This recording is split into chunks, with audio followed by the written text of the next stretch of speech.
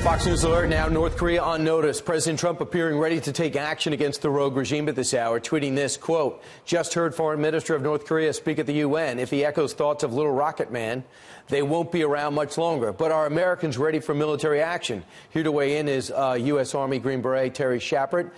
Terry, you see where we are right now.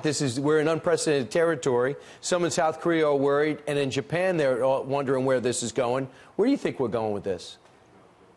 First of all, let me tell you this, Kilmeade. I know you're ducking me in New York, and I'm in an undisclosed location in North Carolina, so you'll see me soon. Right. I will find you. I know how to, okay?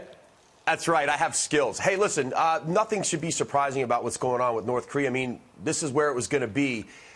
Victor Davis Hanson, who is one of my favorite writers, a national treasure, wrote an article a while ago talking about what if this is the other way, like America was in control of a rogue state that was belligerent to all of our China's allies, and how long would that go on? There would have been a war already. So, I mean, there's a lot going on. We have the 2nd Infantry Divisions there. There's a lot of conventional forces, but this is good. This would have had to been done sooner or later. And so, yeah, it's edgy and it's a bit scary, but this has to be done. At least in some way, he has to be put in his place. Right. And right now, if you ask the American people about this, because he does have nuclear weapons, they were asked, and they said 58% favor using diplomatic efforts first, 35% are opposed to doing it. We're at the point now, though, Terry, is whoever was the 45th president would be dealing the same way. But some in the State Department are worried about the bellicose tone of the president. Are you?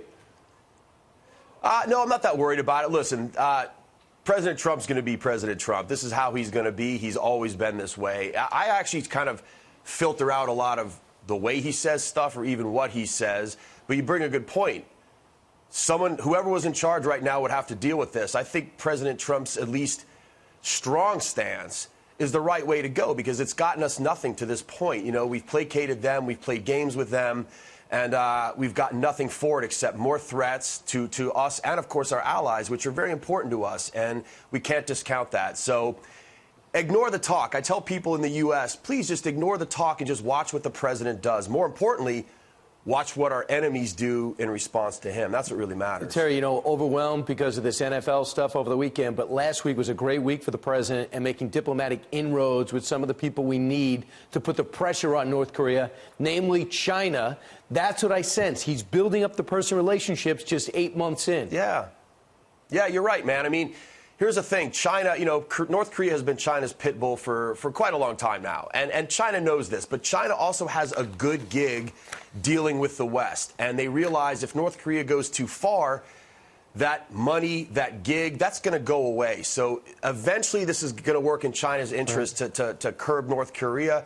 And I think, again, people don't realize that part of the world values strength. It values, you know, someone with an iron fist behind it. And before this, we haven't had a president who was really that way. And I'm glad you put your personal animus towards me to the side to talk about North Korea. Thank you very much. You know, I did, Brian, because, you know, you and I are sort of friends, and I want to maintain that. I know. Somehow, some way, we'll weather the storm. Thanks so much, Terry.